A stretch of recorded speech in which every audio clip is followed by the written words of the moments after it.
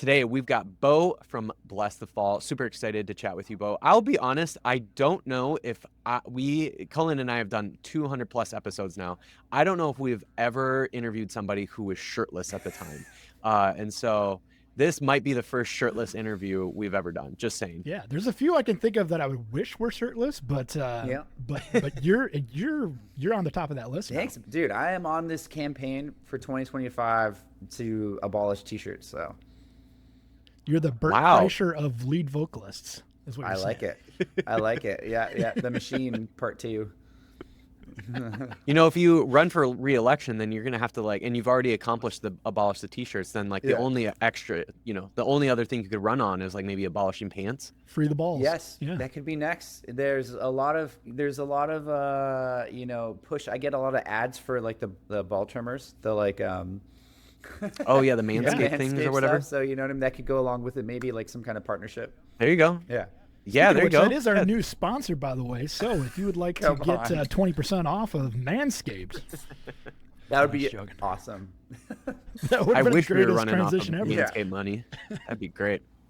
Awesome. Well, before we dive into Blessthefall stuff, how are you doing today, Beau? What's life treating you like? I'm doing well. It's kind of, if you guys want to kind of get a little bit personal, we're doing some construction on our home, and so right outside of our windows is giant machines that are drilling into the rocks. So at about 7 a.m., it's pure chaos. It sounds like a war outside. It's grrr. So I'm just awake, ready to go, make my coffee.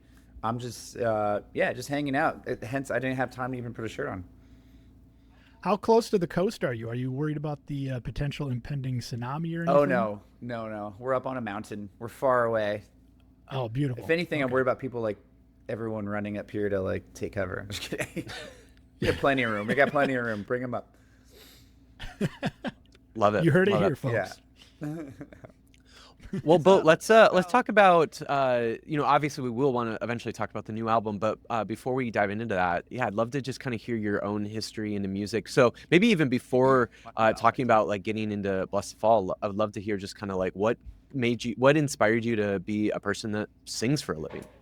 Man, that's a great question. I was always into music, and I loved Michael Jackson growing up, which is pretty random. I used to watch, he has a VHS tape back then. It was called Moonwalker, and it was all of music videos and really cool skits. He did all these skits, so I had this whole storyline, and I watched this nonstop, all the time. Popped it in, binged it, and front to back. And so that was one of the things where I'm okay, my mom was always you should sing. I'm no, it's fine. I'm not, you know what I mean? My mom was always you're such a ham, around friends. You're always putting on these voices and singing and act, and I'm but when it came, your mom called you a ham? My mom, yeah, she was you're such a you could do this, you have something. I'm I like no, that. I'm that's not for me. I was just, at the same time, I was an extrovert around my friends, but an introvert otherwise. So I wouldn't, she took me to go audition for this musical, and I freaked out, didn't get out of the car. So it just took a lot of just me figuring that out, that I could do that, that maybe that's possible. It was a long, it didn't happen until way later. It was I went and saw, and then I saw Blink-182. It was my first concert ever. It was a small show. There's probably 800 people there, but I crowd surfed, I stage dove, I did all the things, and I'm this is awesome, this. Wait, what year would that have been? I'm trying to think the last time Blink-182 would have only played to 800 people. Yeah, it was probably 97. Dude Ranch had just come out. Wow. Yeah. Wow. So, wow. Yeah, Dude Ranch had just come out. Damn It was starting to hit the charts and stuff like that, and I was into skate punk at the time, so NoFX, Lagwagon, Strung Out, you name it. And Blink was my first show ever, so that was I remember just daydreaming about that show. For the next day at school, I was oh my god, what did I just experience? And I was kind of always chasing that thing of I want to make other people feel the way I felt that night. You know what I mean? It was like this really special moment. And so I was like, I got to figure out what I can do. I was playing hockey at the time, so I was like super into hockey. I was like super dedicated to hockey, but music was always, had band posters on my walls and stuff like that. And my mom was like, you never have like hockey posters on your wall. And I'm like, yeah, but like, these music's really cool. And, these guys are rad. So anyway, my mom started noticing like, oh, you're getting way into music, And then at one point I was like, when my hockey career ended, I was like, I want to start a band. And so I tried to like convince all my friends to start a band with me. And they're like, well, what can you do? I'm like, I can try to sing. I don't know. They're like, you can't sing. We've never heard you sing once. Like, what do you mean? I'm like, no, like, let me try this out. So we started a band. It was called Take the Crown. It was like kind of punk, skate punk, adjacent. I don't know. It was just like fast beats. And I was awful. I was so bad. And my drummer at the time was a good friend of mine, and he was going to he went to school to learn how to record, to be an engineer, and he recorded us, and I was like, dude, I'm so bad. Like everyone was just like, yeah, I don't know, we need lessons or something, like, it's they agreed with you. Oh yeah, they were really? Like, yeah, you're like pretty bad, but like, you're gonna work on it. And so, it was like trial by fire. I was just like doing shows, and I wouldn't face the crowd. I would like face the drum kit and just be like, really shy. But it was like something I wanted to do. So I kind of just forced myself to do it. And years went by like that, and I started taking vocal lessons. The band members changed, the style changed of the music, the style of the music changed. And we got a manager, and then we got signed to Rise Records and put an album out through Rise. And we recorded our demos with Chris. He's in Seosin. He's a bass player for Seosin. And in Beau's studio, Beau Bokan, who, records, he's a producer and all that. So we borrowed his studio, and Chris was trying to learn how to be a producer and engineer. And he put me through like boot camp, like vocal boot camp. Like I would be in there, and he'd be like, sing it like this. And he would sing. He would do the notes, and he would play the notes on the keys. And I'm like, okay, I'm trying. It was like, so between that and like, going to some vocal lessons and stuff, and having some coaches, and I just started kind of finding my own voice. And the band, we toured, and didn't do great, but jump over here. Sorry.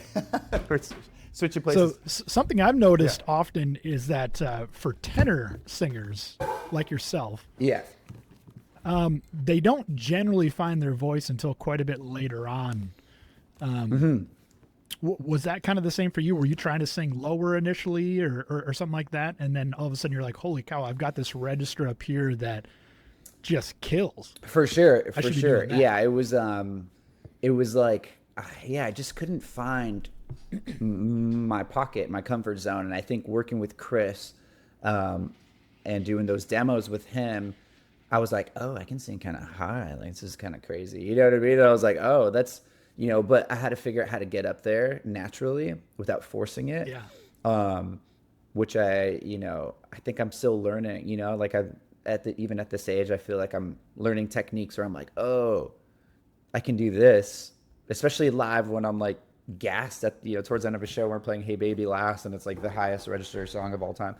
And so, yeah, it was just, I think just through that I learned like, where my comfort zone is and where I fit in. But it is really nice to sing lower and having those moments. And I've learned the opposite now is to pull back when it's called for.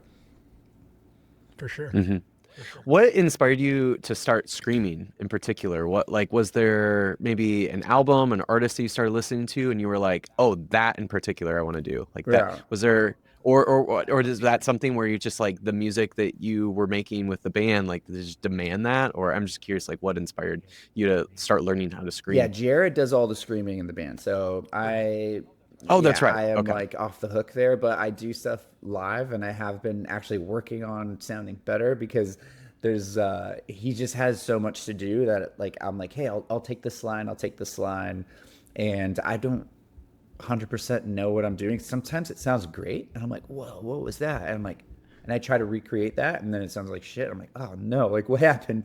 So I think what Mason was trying to get at is you have quite a few vocal lines where you take it up a notch where you kind of get like an in between scream sing kind of voice. Yeah.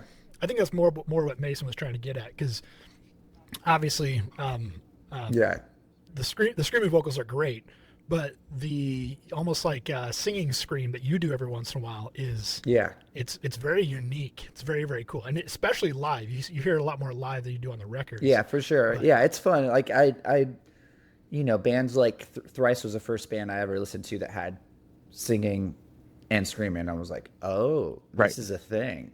Like, this is cool. You know what I mean? I didn't know it was even a thing. Like, I listened to like Minor Threat and stuff like that, but like that's a different kind of like shout. You know what I mean? It's right. Totally. But Thrice was the band that really bridged that gap for me of like metal and punk into like more hardcore type stuff, and then I started listening to just got heavier and heavier progressively, like my tastes from there. For sure. Yeah. So how'd you get hooked up with the Blessthefall guys? What was that whole process like for you? Because obviously there's been some some changeover in that in the clean vocals department of Blessthefall, and some interesting shoes to fill. And I think most people would say that you are the person. Yeah. You are like kind of like the voice, the clean voice of Blessthefall. Even though there's been other great vocalists, you are the one that they think of now. Yeah, that's cool. Like it took a little bit to kind of own that, but it was my roommate at the time worked for Blessthefall's record label. My old band were kind of slowing down, and she would tell me about Blessthefall. She'd be like, hey, like there's this band, blah, blah, blah. And so I kind of followed their career. And so I knew when they had kicked their singer out and everything else. And she was like, you should try out. I'm like, well, I have this other band. I can't just leave them, that kind of thing. And so they, through the process of them trying people out, and then my band just kind of, things just kind of like slowly digressing with like the label stopping tour support, and, we weren't really selling albums, and we were just like kind of just scraping by. And, I was like, fine, like, okay, I'll try out for Blessthefall. And then she was like, oh, I think they found a guy. I think they found someone. I'm like, oh, all right, well, whatever. So I was like wrapping my head around like what was next. And then she hit me up and was like, hey, actually, like, they want you to come out and try out. I'm like, oh, okay, sick. Like, so they flew me out. I learned probably, I think 3 of their songs off His Last Walk. And then they also had sent a demos. It was for a song called To Hell and Back. Well, it wasn't called that yet, but a song that was eventually going to be called To Hell and Back. And I wrote like an intro chorus type thing for that song. And so when they tried, when we tried out, and I sang the old songs, and then I was like, hey, I actually have like something I wrote for this if you guys want to check it out. And so they played To Hell and Back, and I sang my parts, like this, like, the chorus or whatever. And they were all kind of like, I could kind of see that there was like something there. And Eric just goes like, you want to do this? I'm like, do what? Like, I thought he meant like practice was over or something, And I'm like, he's like, you got the part, man. If like you want to be in the band. I'm like, sick. Yeah, let's go. And dude, I don't think people understand how big a balls that takes to come in with a part that you wrote for a demo that they've already done. It was, and you're like, no, like just hear me out on this, like that, because you don't know what the dynamic of that band necessarily is. For sure. And you're just gonna walk in and be like, here's my creative input. Yeah. That's not a very common thing, I don't think. Yeah, it takes. I think it was at that point I had just said like, what's the worst that can happen? Like, my band is like pretty much toast. This is like a bonus. You know what I mean? So there was no, I didn't really feel that any sort of pressure. Like, I just felt like this is fun, and like, what's the worst case scenario? They don't like it. I go back home and it is what it is. I move on with my life. So, I think for them, and I know Eric said this too. He was like, he's like, yeah, anyone can kind of sing the old songs and sound like our old singer or whatever. But like, when you showed us that you could actually write something cool that we enjoyed, that was the winner for us. We're like, because that's the hardest part, is like once you can sing all the old songs, that's karaoke, but when you get in the Right. studio and you have to write something good, and To Hell and Back ended up being the first song we put out, and with announcing me as the new singer. So it was Mm-hmm. really special, and I think for all of us, like um, I get the chills still sometimes. I was like, we were all like in the room, we like hugged, and we're like, we knew this was sort of the beginning of something that could be really cool. And they found, Eric and Mike had signed up for college. They were about to go back to college, or go to college rather. They were like, yeah, they had signed up and had to like go cancel their classes that day. And they're like, oh shit. Like they were like admitting defeat at that point. Like I said, that was a moment for all of us. We were like, yeah, whatever, let's just see what happens. Like, and it, something amazing came from it. So it was a really cool moment, and we all kind of realized like, oh shit, okay, we're gonna do this. Like this is the start of something cool. Did you do that audition shirtless as well? I did. Yeah. Nice. It was in Arizona. You have to. Of course. I was sweating the second I got off the plane. Does it really feel like neither Cullen and I have ever been in bands, but I'm kind of curious, like when you do something like an audition, does it really actually feel like a job interview? A little bit. I mean, that is the first band I've ever auditioned for. So it was like, it felt like, man, it almost felt like going on a date rather than a job interview. Oh. You're like, do I get along with this person? Do we have things in common? Are we compatible? Like, and all those things checked out, like our sense of humor, as a band, like we all, our jokes, or immediately we like understood each other. We kind of dressed the same, which is really fun. You know what I mean? Like that's all. When you go on a date, you're looking for somebody that's that you can get along. You're like, can I hang out with this person? Like, Right. All the time. Is that gonna work? It's like, someone, I saw this thing, it was like, I will never date outside my musical genre, or like you know what I mean, my musical taste or something. And it was like really funny because you're like, yeah, if you like date someone who's like super only into country music, like I don't. Oh God, I don't know if that's gonna work. Like I don't think I could. that'd be pretty tough. It'd be pretty tough. So, yeah, it was more like a blind date than even an audition. It was like, yeah, how are these guys? How do I vibe with them? And we hit it off immediately. We're like, Right. yeah, it was very cool. Well, it sounds like it ended with a It kiss. did more than a kiss. Oh, more than Oh, a yeah. kiss. Well, the shirt was already I got off, to home so, I base mean, Damn. pretty quick. Yeah. Dang. So So, Cullen and I have interviewed a number of musicians where, especially when it comes to like singers that come into the band after the band has already had like an original singer, and I know that can kind of be an interesting dynamic for the new singer. At what point did you feel like Blessthefall kind of became your own? Like what I'm sure at some point, especially early on, it kind of felt like maybe, hey, I'm still like kind of the new guy. And you might even maybe had fans that were sort of like, oh, I just wish the old guy was around still. But like, at what point did you sort of feel like, oh, like this is my band, like, or that like you felt like I'm like a core part of this now? Yeah, I mean, they made me feel very comfortable right off the bat. They made me, they were never like, hey, the old guy used to do this, or this is what he would, you know what I mean? They were always like, you're so much cooler than, they were like, very like, we're so stoked you're here. And, I just brought my own energy. And the band was like, we were recording and doing demos at first out in Costa Mesa, and I was in California, and I was living in Huntington Beach. So I would take them to all my favorite spots to eat.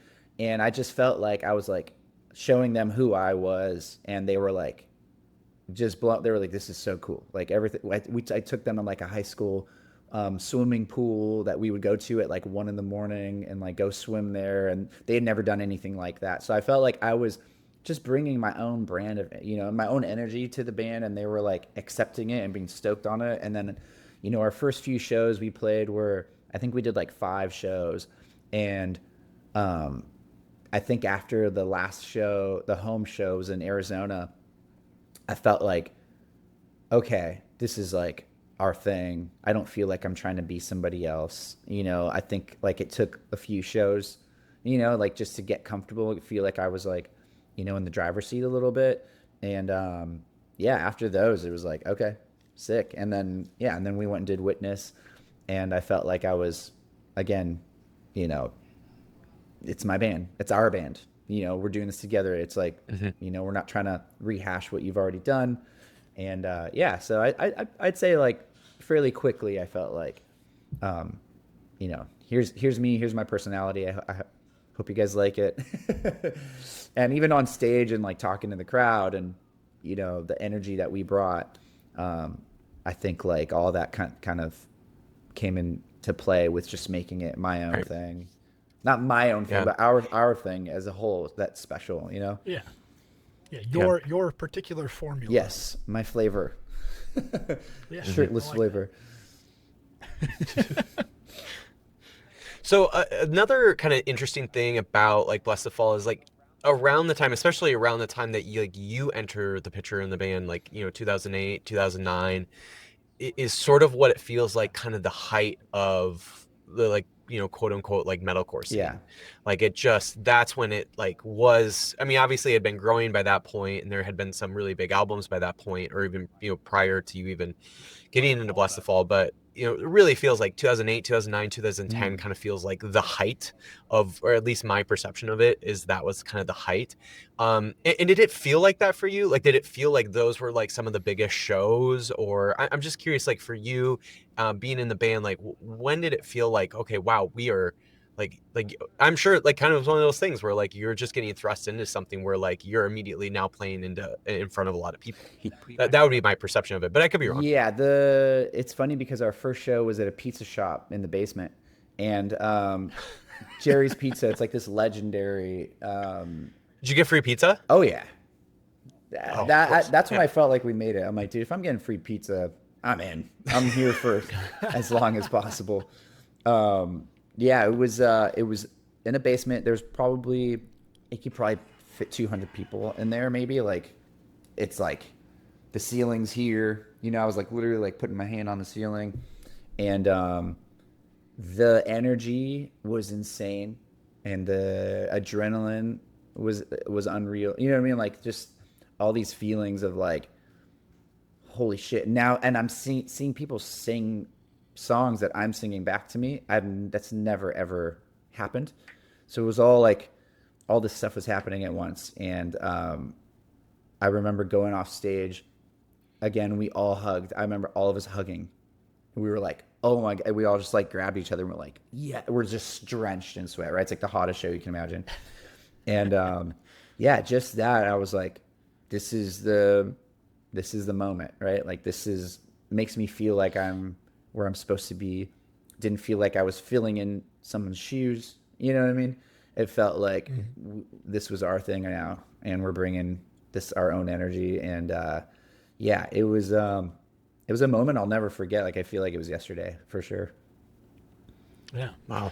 How much of the writing process would you kind of take as your own these days? Writing process, yeah. I mean, definitely lyrics, melodies, screaming patterns, a big chunk of this. Oh, really? Yeah. Nice. And I mean, Jared writes stuff as well, but I feel like when I'm in there and I'm hearing the music, I'm like, hey, Jared, what about like I'm right here, bitch. Like, what about that? It's like, cool. And no, it's a big chunk for sure. And I have to credit our producers and our engineers, for like being able to take what we're doing and refine it. I'll come with a melody, I'll come with some ideas, and it is still a group effort. Like when it'll be like, hey, that lyrics, I feel like you could do better there. Like maybe like that one's a little like lame, without saying lame, but it's like that's what they're getting at. So yeah, it's yeah, I do all the melodies and lyrics and screaming patterns as much as I can, and the boys hop in after that and kind of help refine it. Interesting. Yeah. I've not heard of someone who isn't the one screaming taking over some of the patterns for the screaming vocals. That's impressive. Also, some incredible screaming patterns, or I guess rhythms, however you want to say it. Really, really impressive stuff. Yeah, thank you. I appreciate it. Yeah, it's really, really impressive stuff. To a lot of the. Yeah, it's like I think for me, I feel the energy of the song. I feel the momentum and how it works, and I can, if I'm writing the lyrics anyway, I can like, add my take on it. Even though I'm not screaming, I can. It's rhythm. It's just rhythm. It's like rapping. Like I could probably rap at this point. So it's like you're just feeling the rhythm and how it moves and where things would if there needs to be staccato or whatever the case is. And it's super fun. It's super fun to do. Can you prompt us into that for a moment? Like how would you say, oh yeah, that scream line sounds pretty good, but go da da da da da da. Yeah. Instead of is that how you do it? Yeah, exactly. We're like, you're just hearing it and you're like, you just feel where it fits in, and then someone goes like, whoa, but like what if it went, da da da da da da, and you're like, oh yeah, okay, cool. It was like, it's just everyone's kind of insights and tastes all come into play, and it's super fun. And our producer for this album, Hiram Hernandez, is super talented, can play every instrument, can sing, can, I don't know, he's incredible. And so coming to him with our ideas and him going like, he'll get on the mic, be like, I know you sang it this way, but like, what if you went like, oh, I'm like, whoa, okay, I didn't see that coming, So that's where having a great producer can come into play. They just take what you're doing, amplify it, refine it, make it, take it to that next level. He's like an extra band member, so in a way. So, yeah. Yeah. Well, talking about Gallows here, from my ear personally, it definitely lands in a Goldilocks zone in terms of the music production, where you have some very well produced parts that are very polished, right? And then you have parts that are not as polished, and that is exactly what the scene needs. That's what this kind of music deserves. If it's too polished, Mason and I harp on this all the time, and we despise it because it feels so inhuman or whatever you want to call it, ingenuine. Yes. This feels very, very genuine. It follows a very, very fine line where it's not too polished, but at the parts where it needs to be really, really polished, it is. And that is that's a very, very big breath of fresh air from Mason and I's ears. Would you say that was kind of like the intention going in with that, and is that what Hiram was looking at and trying to do as well? Definitely, most definitely. He can make something sound pristine and robotic almost sometimes, like just really clean, and but he can also make it sound disgusting where it needs to be, which was what we wanted. Was Gallows is actually the next song we're putting out, the album title song, and it's got some gross parts where you're just like, oh yeah, and you just feel, you know what I mean? It's just like, and then the chorus, you want your chorus to soar and be, anthemic and everything else, and he did a great job of that. So that was definitely the case where we wanted it to have like the grime where it needed it, but also sound up to date. It's like, I think there's a careful balance of like, some people are really trying to sound vintage these days, and maybe to a fault where you're like, oh, it sounds, just doesn't sound good. Like you're making it sound bad on purpose. But, for us, we're like, we need that balance. We need to improve and show, evolution, an evolution of the band, and without, compromising. I think like our fans are always at the forefront of what we do. Obviously, we want to be happy with what we do, which we are, but the fans are buying tickets to the shows. They're streaming your music, and there was a band at Warped Tour I won't name that was like, we wrote this for us and only for us, and because we wanted to do this for ourselves, we owed it to ourselves and this and that. I'm like, all right, but at the end of the day, like, you're not buying your own record. You know what I mean? You're not paying to come see your band play. I understand you want to enjoy the music you play. You always should. But the fans have been around for years for a reason. They want to hear your sound. They are fans of your sound. So we try to stay true to that and recapture our sound, but with like an updated, version of us, if that makes any sense. Yeah. I like that you put it back to the fans, and not that you're like trying out to go out and, appeal to a super mass market or anything like that. Yeah. I was thinking back to your metalcore video, and there's one scene in there where, by the way, I laughed like 20 times. Oh, good. There's one scene in there where the gal goes, "What if they're butt rock?" And Dadcore. I feel like that might be a shot fired across the bow of a lot of bands in the scene that you guys would have come up with. And I appreciate the no punches held there, because you're not, I don't know if you want to call it selling out or whatever, but you're not selling out. Yeah. You're staying true to yourselves. You're staying true to an older sound with modern updates, with more refined techniques and everything like that. I appreciate that to the nth degree. Also, that music video was not only hysterical, but just really, really, really good. Oh, thank you. I appreciate it. It was, I'm not trying to offend anyone, but it's just, for us, there's so many bands that abandon their sound. They abandon the fans. They don't care. They're just trying to, make sure that they get some radio play, which is fun. Like, that's their careers, right? It's their livelihoods. Yeah. And I understand some bands really want to make it to that next level. And I would love to as well. Trust me. Like, I would love to play an amphitheater. You know what I mean? I'd love to like headline an arena. Like, that'd be cool. But at the same time, you run the risk of abandoning your fan base. And it's that is a huge roll of the dice. And because if you don't make it, you've now alienated all your fans, and half the people are coming to watch you play, right? You know what I mean? Like, that hit didn't really hit.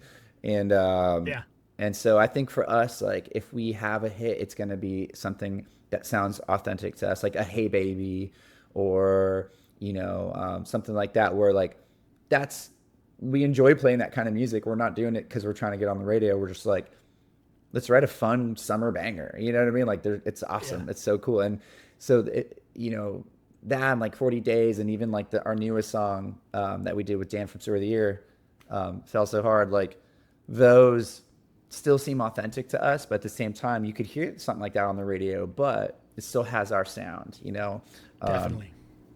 And I think we have a rite of passage to that now, which is pretty cool. Like, Hey Baby kind of opened that up for us to be able to like throw a couple of those on the record,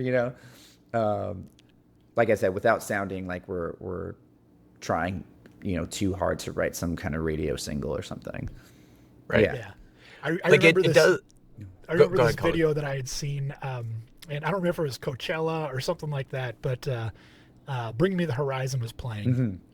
And like, it's a fan perspective video, and there's this girl that's running the camera and everything, and she's like pointing at her friend, and all of a sudden Bring Me the Horizon goes back to like an original song, like from the early days. And this girl is like up on the shoulders of one of her friends, and she's like dancing. And then this song comes on, and she goes, "What the fuck is this?" Because it was so much heavier, so much more, so much more seen, I guess you could say, than what she was used to. And they promptly left. So you're not. You're not selling out to a specific crowd. You're not selling out to the radio. I appreciate that. Yeah, and there's nothing. Like I said, I don't want to offend anyone that it's their careers. They're trying to. It's their livelihood. They're trying to like, make a living off of it, which is amazing.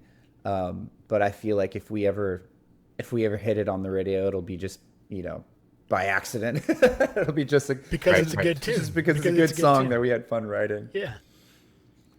Yeah. It does, like, with this new album, it does kind of feel like, you know, if for example, somebody listened to Witness back in 2009 and then for whatever reason stopped listening to you guys for these last 16 years, but then they get back into listening Gallows, like it is one of those things where my guess is the way that they would think about it is, oh, like that sounds like Blessthefall stuff. Yeah. It's a Like they natural wouldn't, progression. like it's just like that still is Blessthefall to its core. And I don't think you guys have moved too far from what your core sound is, like whatever you would describe that as, but whatever that is, you haven't moved too far from that. Like you kind of know what works well, you know what's true to what the fans really would love to hear from you guys. Yeah, and it's been fun doing that for this album too, because it's like an updated, you know, nice, you know, it's just a current version of what we've always done, and I don't know, I think people listen to us for that reason, and it's like, okay, we're gonna give you that, but it's gonna be bigger and better. That's all. Oh, yeah. Well, speaking of your voice in particular has held up just about better than anyone's voice in the heavy music scene I've ever heard. Thanks. Is there something that you're doing to keep your voice in that level? Are you taking adrenochrome or something like that? I wish. How you doing this? What's the secret sauce? Yeah, is that what Jerry's Pizza was all about? You guys were doing pizza gigs there? It's so funny. It's very niche. No, I mean, I try to take care of it on the road. I don't drink. I don't do drugs. I don't. Honestly, the worst thing for me, or the hardest part for me, is trying not to talk a lot on tour. And I just love friendship, and I love like hanging out. And so when we have friends come out, and I'm like, oh, fuck, I gotta like watch my voice. I gotta go to bed kind of early-ish. You know, I think it's just that. I think it's just trying to. Be responsible for your voice, and it's not always like that. I mean, like on Warped Tour, like this last weekend, we played Sunday, but we got there Saturday. I saw like 100 people I knew that Saturday night, and I was just talking and like yelling over the music, and I was like, oh fuck, like this is not good. Like, thank God we only have to play 30 minutes tomorrow, because I typically wouldn't do that. You know what I mean? I'd be like, quiet, save the voice, I got a show, but so it's a lot of maintenance, and just making sure that I'm aware of like just staying up too late or talking too much, or just staying healthy in general, you know, chugging water all the time, stuff like that. And it's just you get back what you put in, so I just try to put in as much effort as I can. So for the headliner, I'm like, I got to get on the bike and get my cardio up, and you know, make sure that I'm practicing all the old songs before I get to Arizona to do rehearsals. I'll just do like a lot of stuff on my own, pre-prep, and it's fun. It's like, you know, it is a job. It's fun. It's a fun job, but it is a job at the end of the day. Mm-hmm. Do you practice singing while crowd surfing? Like, do you lay down on your couch and like sing? You know what? While you're like jostling around and stuff, or what? That would, because that's a hard position to sing. It really is. You know, it's so funny. That'd be a great like skit. That'd be a great like TikTok of like practicing, like like laying down, and then like it cuts to like me live, like on the crowd, like singing. That'd be really funny. I don't, but I think riding, like I do like the assault bike, and then I'll go run. When it's that time for a headline, I'll go run laps and try to sing the set while I'm running. And wow. Oh wow, damn, it's really hard. It's no joke. Like I did that. So that takes some breast support. Yeah, for Hollow Body Tour, because we had been off the road for years. I was like so worried that I was just gonna be just gassed after like the half the set. So I was like literally out on the track, like running and like trying to sing while running, and running out of breath. And I was like, you know, this is crazy. And so all that, you know, just max effort. It's just max effort, trying new things. I was like riding the bike with this like oxygen mask that like restricts a bit of your oxygen, like to recreate like the elevation, like it's an elevation mask, they call it. And, sure. You know, just like, I don't know, just like little things like that where I feel like that might put me a step ahead, or just have me as ready as possible. like I said, every night, like you're playing in front of a new crowd every night, so they don't get to see what you did the night before. They don't get, you know what I mean? Like if you're tired, they don't, you know what I mean? Like they don't care. They paid money to see you tonight. So it's like, you got to be on, right? You got to be like, have your best foot forward and be ready to rock. So I think I'm gonna have to convince people that I'm in Norma Jean, so that can be my excuse of why I'm screaming them when I go around, run around the lake. they're like, what the fuck is that guy doing? Yeah, like, why is this guy screaming as he's running? Yeah. You would look so psychotic. Oh yeah. I love that. So, Do you when you go out running? Do you do you do it in public, like where there's a lot of other people around, or? I mean, I'm like, I'm like at a track, but I mean, if there's people there, I'll probably just hum.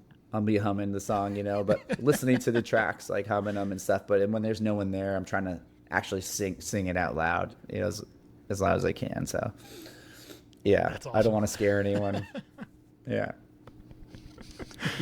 That's awesome. Yeah. Well, Beau, you ready to dive into your top 5 most influential albums? Yeah, you know what? I love this because I was not prepared, but I'm gonna just sit here and kind of rewind and feel and think about what records really got me into music in general. I will say just off the top, this is like in no particular order, I think. I remember walking into a record store and I saw NoFX Heavy Petting Zoo. And it's a man with a sheep in his lap, and you can kind of imagine it's NoFX, so it's NoFX. And I was like, what is this shit? This is crazy. I'm buying it, like whatever. So I bought it and I was in love. I was like, oh my God, this is so cool. And their lyrics and they're tongue in cheek. You know what I mean? Like they're so, I don't know. They're so themselves, and the energy. And so that was one of them. So NoFX Heavy Petting Zoo was definitely one of them. Black Album by Metallica was huge for me. That was when you could hear, and bands have all tried to replicate that album. Like we got Nickelback from it. Stuff like that. Where like, but they were the originals, and it wasn't considered butt rock yet. Right, if you hear it now, you're like, oh, this is very much the beginning of what like butt rock would be. But it's just like bands took it and ruined it. But the Black Album, for me, was like a masterpiece. And I remember like sitting there and like daydreaming and just thinking about all these like crazy. The lyrics were so dark, and the music was so dark, and the music videos were so cool. And so that was a huge record for me. Blink-182, oh my God, why can't I think? Dude Ranch was, I mean, every Blink record, that's my favorite band. So Dude Ranch, again, I would listen to it when I went to sleep. I just put my headphones on and it would and the last song on the album has this part that just like, keeps going. It's just like this fast beat and then this riff, and he's like, I'm sorry, and it's just like, and it's like keeps going and like just goes and goes and goes and fades out, and I like would just fall asleep to that. And so again, this is a band who is completely themselves. Their lyrics are funny, you know what I mean? They got these like really funny lyrics, but then also really emo lyrics at the same time with some of their other songs. And I was like, this is a great balance of like everything I like. And so Dude Ranch, I would say Oasis, What's the Story, Morning Glory, was huge. Like I was, again, just made me feel something, like it just made me feel something. I didn't know if it was cool or not, I was just like, this is like impactful to me. And I listened to that album like over and over again. And then, do you ever wish that you could just get the Gallagher brothers to just get along? Well, they're getting along right now, and it's crazy because right now. People are like, do you think they'll make and I'm like, they won't make it the whole tour. Like, that's my...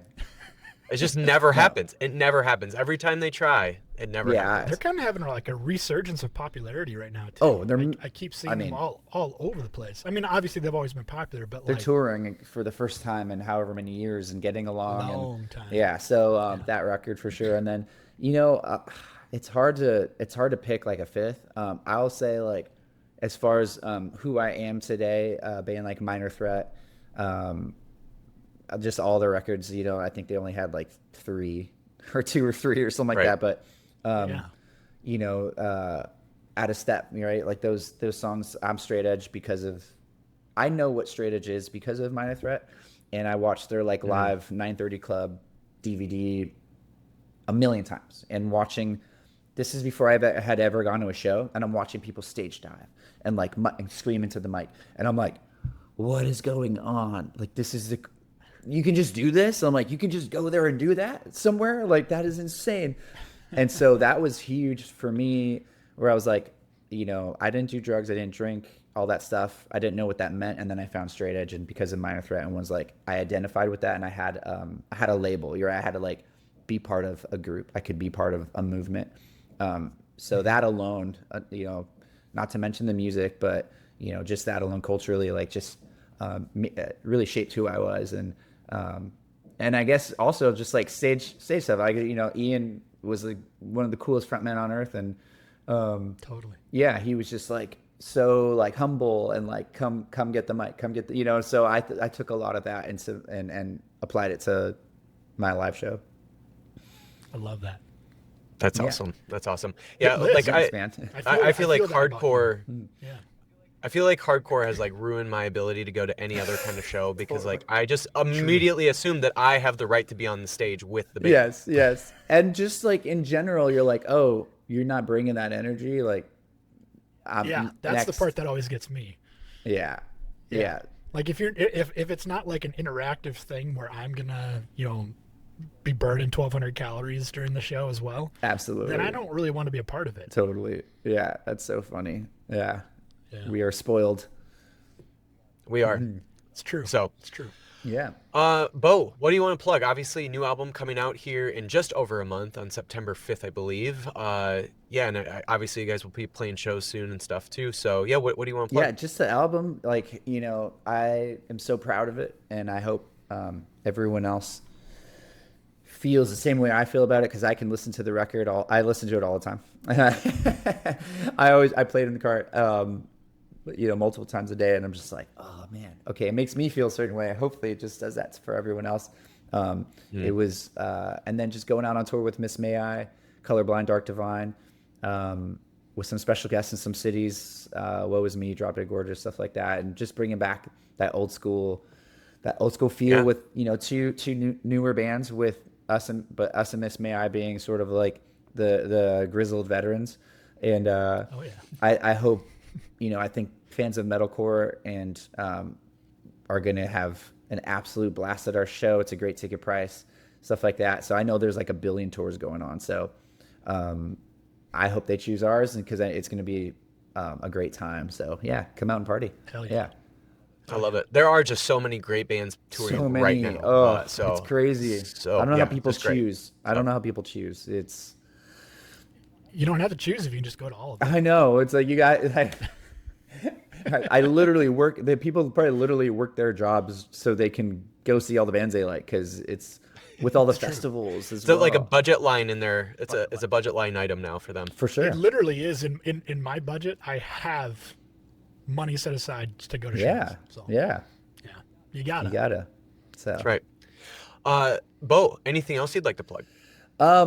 Yeah, I just kind of wanted to tell a quick story. A lot of people don't know this about me, but I was actually a backup dancer for Justin Timberlake at one point, and not many people know that. Wow. Yeah, it was really crazy. So like the Sexy Back tour. Really? I was in the background, some of his music videos, stuff like that. So if you pause some of his music videos, you might be able to catch me back there. So. In you the music shirtless videos, nose as well? Was this also Some live shows? some with shirts, some without. Yeah, on the tour. Yeah, on the Sexy Back tour. Wow. So yeah, I kind of still integrate some of those moves into our live set. You might have seen it. Yeah. Dang. How old would you have been around this? This is like 18, 19, 20 or something? Yeah. So like, when was the Sexy Back tour? It's probably like 2004 or something like that. So yeah, like early 20s. Yeah. That's amazing. Dang. You know what I think you should do for the upcoming tour? Is I think you should get an all denim outfit, including a denim cowboy hat, just like Justin did with Brittany back in the Just day. like our boy JT. I know. I've always wanted to do it. Yeah. I'm actually going shopping right after this, and that's one of the things on my list. You see, the There fun you thing go. about this is that everyone will think that you're referencing Sydney Sweeney. Did but she who do you're that? Actually referencing is Justin Timberlake. Did our girl Sydney do that? Is that her thing? Oh, it's all over the internet right now. Oh. Yeah, it's a big conspiracy apparently too. I don't know. What? What's the conspiracy? Tell me. I'm here for it. I don't know that she's a Nazi or something now. I don't quite understand the conspiracy behind it, but Okay. yeah, Yeah. yeah. Just because she wore some denim? I guess Okay. it's something to do with a Levi's ad. But I haven't Wow. looked into it deep enough to like quite understand all the references. But Yeah.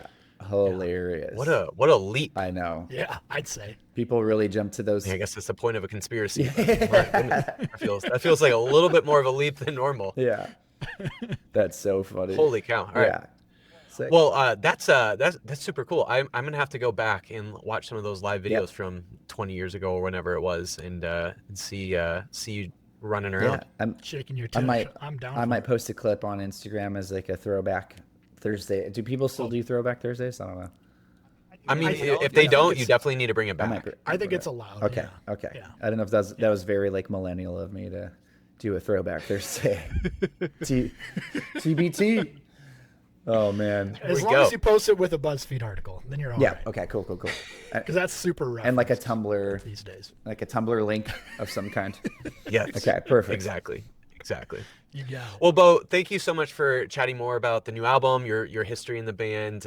Just really, really stoked about the new album coming out. So yeah, thanks so much for chatting, and hopefully we can hang out again sometime Of soon. course, man. Thank you guys so much for your time. I'll see you soon. Thank you much.